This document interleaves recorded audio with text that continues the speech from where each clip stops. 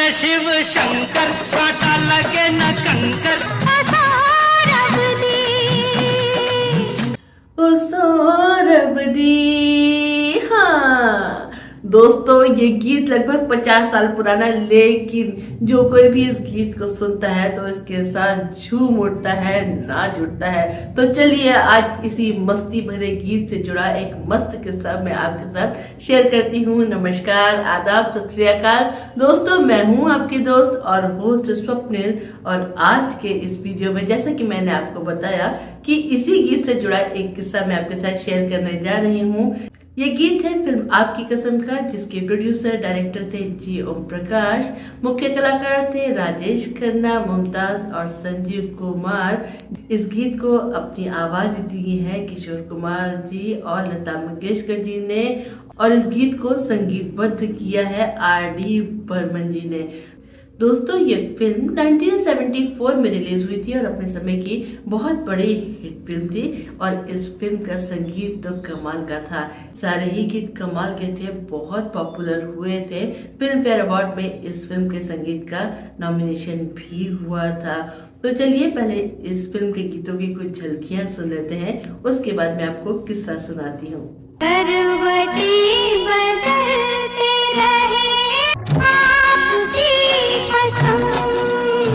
जिंदगी के सफर में गुजर जाते हैं, अभी तो नहीं, कुछ भी नहीं, पास नहीं आना, भूल नहीं जाना। जय जय शिव शंकर, कांटा लगे न कंकर। दोस्तों, वैसे तो संगीत इस फिल्म का कमाल का था, लेकिन जिस गीत ने धूम मचा दी थी, कमाल कर दिया था, वो गीत तो एक ही है और वो है जय जय शिव शंकर, कांटा लगे ना कंकर। किशोर दा और लता मंगेशकर जी ने जिस एनर्जी के साथ इस गीत को गाया है वो कमाल की है। और आर.डी. बर्मन साहब का संगीत, उनके कंपोजिशन की तो क्या कहने।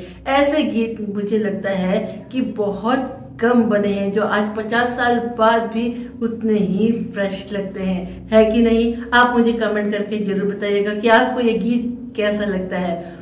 खैर, जब ये फिल्म बन रही थी तो जी ओम प्रकाश जी ने फिल्म का एक बजट बनाया था। जैसे कि सभी प्रोड्यूसर्स फिल्म का बजट बनाते हैं और भाई कोशिश करते हैं कि फिल्म बजट के अंदर ही चले, और इस गीत के लिए उन्होंने 25,000 रुपए का बजट अलॉट किया था, जो उस जमाने में काफी बड़ा बजट था। एक दिन जे ओम प्रकाश जी जब अपने स्टूडियो पहुंचे तो उन्होंने देखा कि स्टूडियो में काफी भीड़ भाड़ है। कुछ लोग गेट के बाहर बैठे थे, कुछ लॉन में बैठे थे, कुछ उनके दफ्तर के बाहर बैठे थे, और आर.डी. बर्मन साहब भी वहां मौजूद थे। और इन लोगों से वो अलग अलग तरह की आवाजें निकलवा कर सुन रहे थे। लोग प्रैक्टिस कर रहे थे, कोई हूटिंग की प्रैक्टिस कर रहा था, कोई सीटियां बजा रहा था। जे ओम प्रकाश साहब को समझ में नहीं आया कि ये सब क्या हो रहा है। खैर, वो अपने दफ्तर में गए, पीछे पीछे आर.डी. बर्मन साहब भी चले गए। उन्होंने आर.डी. बर्मन जी से कहा कि भाई क्या है ये सब, कौन है इतने सारे लोग, मेरे स्टूडियो में क्या कर रहे हैं? आर.डी. बर्मन जी ने कहा कि मैंने वो गीत तैयार किया है ना, जय जय शिव शंकर, उसी के लिए मैंने इन लोगों को बुलाया है। उस गीत के लिए मुझे इन लोगों की जरूरत है, तरह तरह की आवाजों की जरूरत है, और उसके लिए मैं चाहता हूँ कि आप गीत का थोड़ा सा बजट भी बढ़ा दें। जे ओम प्रकाश साहब ने अपनी डायरी खोली और कहा कि 25,000 का बजट तो इस गीत के लिए मैंने रखा है, और कितना बजट बढ़ाऊं मैं इस गीत का? आर.डी. बर्मन साहब ने कहा कि बजट तो बढ़ाना पड़ेगा भाई, इस गीत में जरूरत है इन लोगों की, इसके बिना ये गीत वैसा नहीं बन पाएगा जैसा मैं चाहता हूँ। जे ओम प्रकाश साहब ने कहा तुम क्या चाहते हो, कितने पैसे और चाहिए इस गीत के लिए तुम्हें? आर.डी. बर्मन साहब ने कहा कि बजट डबल करना पड़ेगा, 50,000 कर दीजिए। जे ओम प्रकाश साहब ने कहा कि इतने सारे लोगों की क्या जरूरत है, इतने लोग आएंगे तो मुझे इन सबके खाने पीने का इंतजाम करना पड़ेगा, इन सबका पेमेंट करना पड़ेगा, और तुम सीधे सीधे बजट डबल कर रहे हो। एक गाने पे इतना खर्च करने की क्या जरूरत है? अगर तुम्हें अलग अलग आवाजों की जरूरत है तो एक दो लोगों को इस्तेमाल कर लो, वही तरह तरह की आवाजें निकाल लेंगे। आर.डी. बर्मन साहब ने कहा कि ऐसा कैसे हो सकता है, एक दो लोग भला इतनी सारी आवाजें कैसे निकालेंगे? मुझे ढेर सारी आवाजें चाहिए इस गीत में। आर.डी. बर्मन साहब फिल्म के स्टोरी सेशन में बैठते थे और उन्होंने फिल्म की सिचुएशन पूरी तरह से समझ ली थी। ये गीत एक मंदिर के प्रांगण में शूट होने वाला था।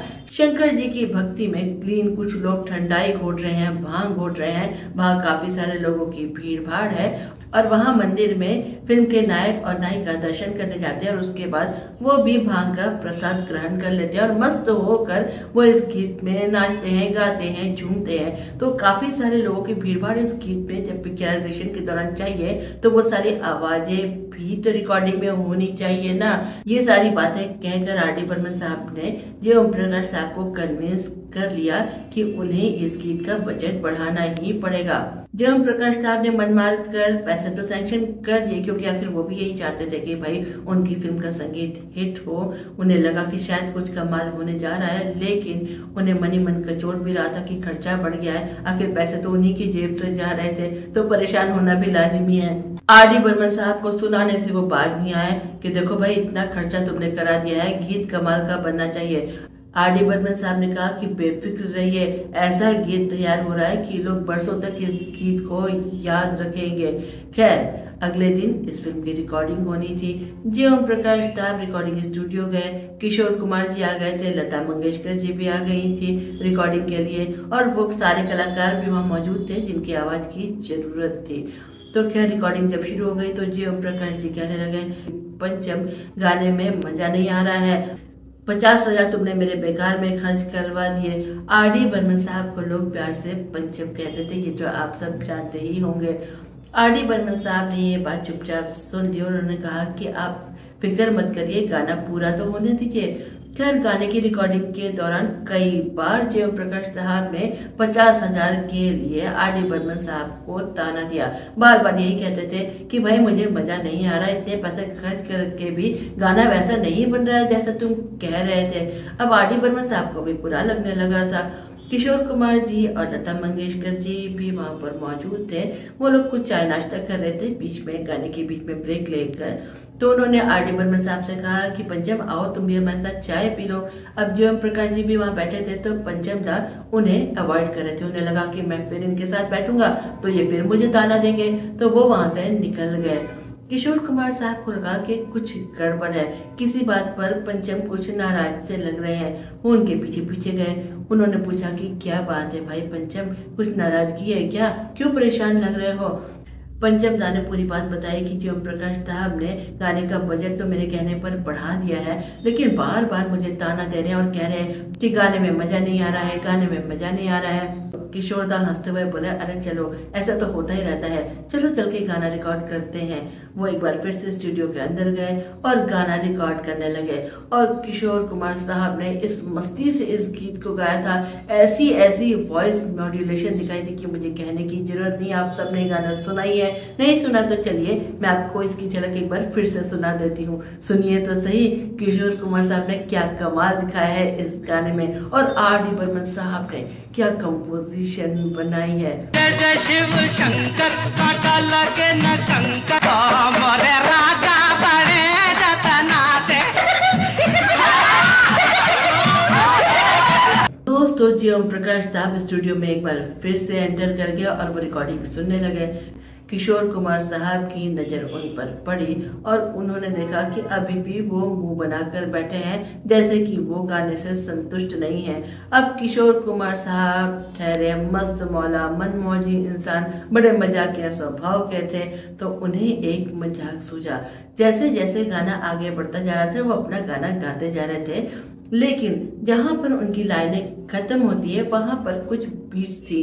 तो किशोर कुमार साहब अचानक से बोल पड़े बीट्स के साथ साथ, बजाओ बजाओ ईमानदारी से बजाओ, 50,000 खर्च कर दिए। अरे बजाओ 50,000 खर्चा कर दिए। अब ये लाइनें जो है वो बीट्स के साथ ही रिकॉर्ड हो गई।